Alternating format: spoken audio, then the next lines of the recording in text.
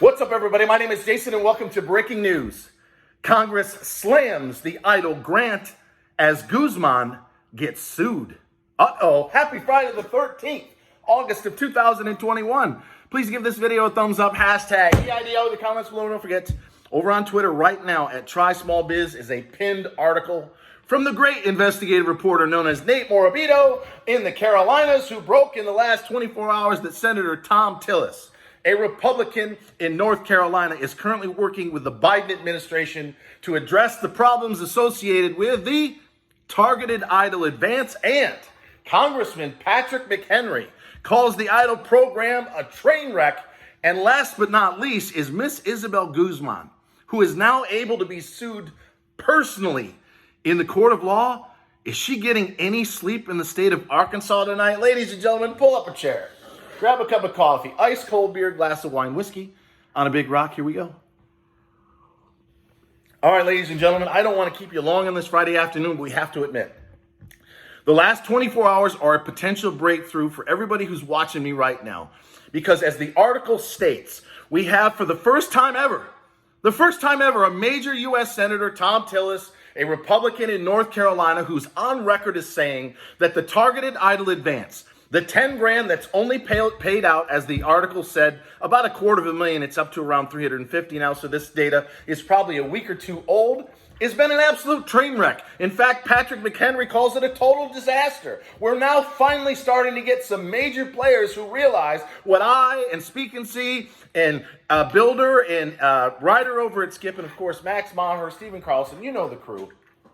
What we've been saying for 17 months now, that the low-income policy map, for starters, is a racist, discriminatory tool that is eliminating millions of middle-income families, or even worse, how about people that live, I don't know, about 10 meters or 10 feet on the other side of a purple zone. But we're finally starting to get some traction, some mainstream media, and even senators and congressmen that realize this cannot go on any longer. So it's crunch time.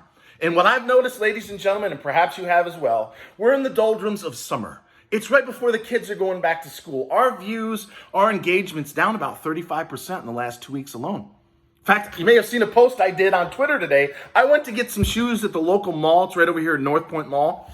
I walk in at 2 o'clock. I buy some flip-flops and some shoes. The guy says to me, you know what? You're my first sale of the day. And I go, what? It's 2 o'clock. He's like, man, I don't know what happened. About 2 months ago, everything went off a cliff. So if you're in retail sales stocks, you might want to look out below in the next 30 to 60 days. Because as I've been saying now, along with many others, how about a shout out over to Dan over at Allegedly, who's been saying the economy's coming to a screeching halt now for months. It in fact is. Because if they weren't printing $3.5 trillion on top of 1.2 with the infrastructure, we'd be going right off a cliff together, ladies and gentlemen. But now is the time. You must get involved. You must stay involved. You can't go to sleep. Every time I post, you got to hit that like, the little retweet, which turns green, it's a square, and comment if you like. And of course, when it comes to YouTube, which I'm doing now 4 or 5 times a week, give it a thumbs up, share it everywhere, and put your comments below. We can't take our foot off the gas. Nancy's coming back August the 23rd. They're going to argue back and forth, as they always have, for a few weeks. We probably have 6 weeks minimum before any of this comes to a vote. So we need to do whatever we can to get, as I said yesterday, $48 billion for the restaurant revitalization, another $50 billion at least for the smaller of small businesses for PPP, another $25 billion to get I knew it was going to do that. Just did it the other day. Hold on a second, ladies and gentlemen.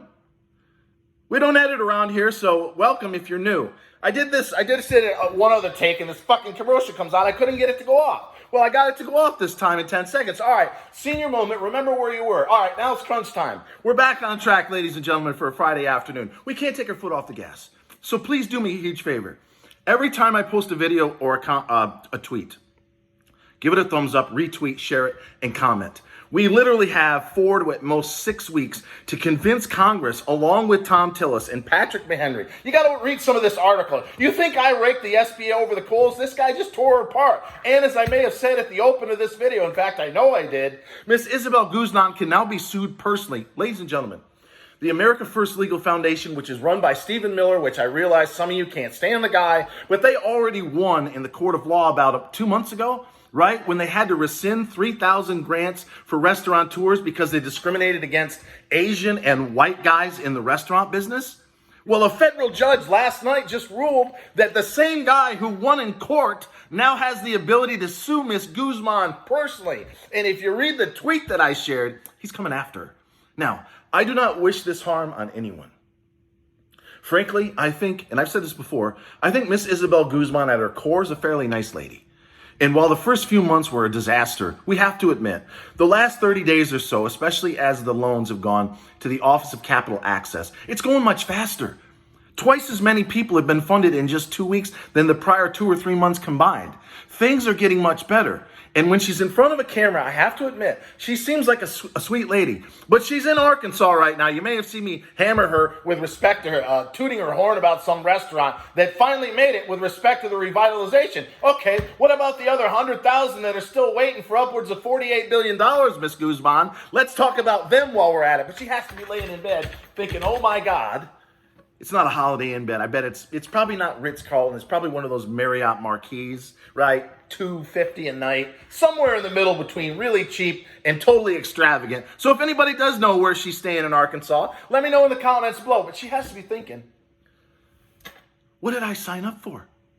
I came in here to modernize the SBA, and we have made some major progress, and she has gone on record. Remember in the letter she gave Rosen about 3 months ago, she said, I need a new bill.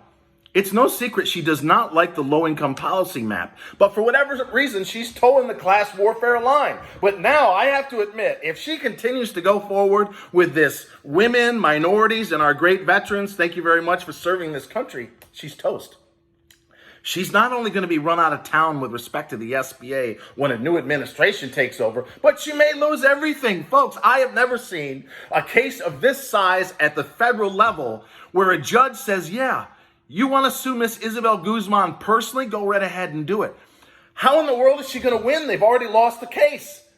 They're going to retry the same evidence, probably get more white guys like me that own restaurants that were declined the money they were promised in the Revitalization Fund. And my goodness, if they don't replenish that real soon, all hell is going to break loose, which is exactly why I'm here today. It's our opportunity.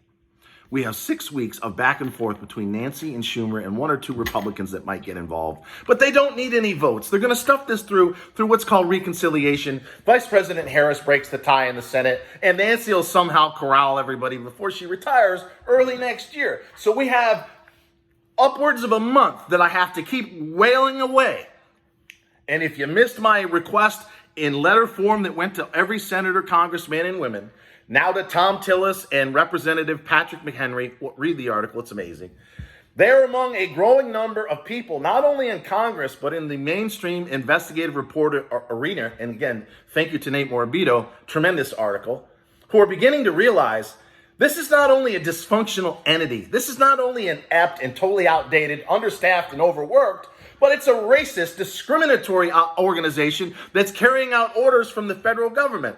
And guys like Stephen Miller are not only suing the Biden administration, but now they're coming after her personally.